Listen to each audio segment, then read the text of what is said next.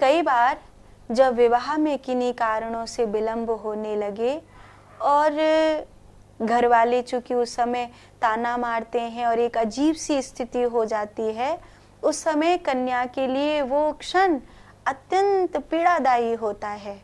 ऐसे में उस कन्या को जगदम्बा का स्मरण करना चाहिए और भागवत के 10वें स्कंद में एक श्लोक है और उस श्लोक का पाठ करना चाहिए। कात्यायनी महामाये महायोगी नदीश्वरी नंद गोपा सुतम देवी पतिर्मे कुरुते नमः। हे भगवती, हम पर कृपा करिए, ऐसी प्रार्थना करनी चाहिए।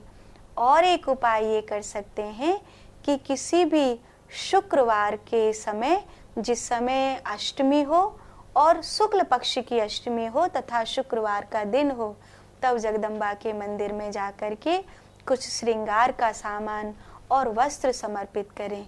ये याद रखें, वो श्रृंगार और वस्त्र जो आप मैया पर चढ़ा रही हैं वो इस तरह हो कि उस मंदिर में रहने वाले आचार्य की जो वामांगी हैं वो उनका उपयोग कर सकें।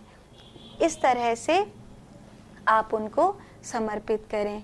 और अगर ऐसा भी कर सकते हैं कि जो कन्या की माँ है वो एक पीतल की कटोरी में चावल भरकर और उसमें साबुत हल्दी की गांठ में शिवलिंग भगवान का, महादेव का स्मरण करके उसे रखे और उनका विधि पूर्वक पूजन करे लगभग 1.25 महीने तक, और फिर उनको बहते हुए पवित्र जल में विसर्जन करे। तो कहते हैं कोई माँ अगर ऐसा करती हैं तो उनकी कन्या के जीवन में जो वैवाहिक कष्ट आ रहा है वो दूर हो जाता है। आप प्रयास करिए।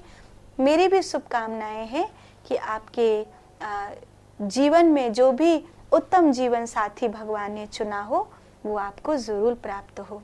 कि लक्ष्मण तो हनुमान जी की संजीवनी बूटी से जीवित हुए थे, राम जी के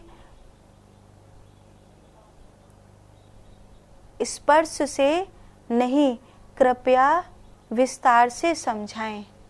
शायद आज ही आपने रामचरितमानस के पाठ को सुनना आरंभ किया है। इससे पहले से जो कथा चली आ रही है उसका ज्ञान आपको नहीं है।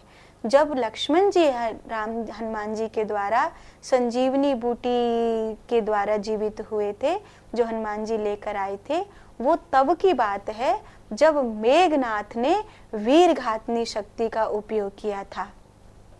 और अब जो आज जो प्रसंग चल रहा है वो रावण से युद्ध का प्रसंग चल रहा है। मेघनाथ, कुंभकर्ण ये सब मारे गए हैं। मेघनाथ ने वीरघातनी शक्ति का उपयोग किया था, तब लक्ष्मण जी मूर्छित हुए थे और हनुमान जी वो संजीवनी बूटी लेकर के आए थे। और जो अभी रावण ने शक्ति का प्रहार किया था जिसके कारण लक्ष्मण जी मूर्छित हुए थे, वो शक्ति राम जी के स्पर्श से ही समाप्त हो गई थी, वो आकाश में चली गई थी।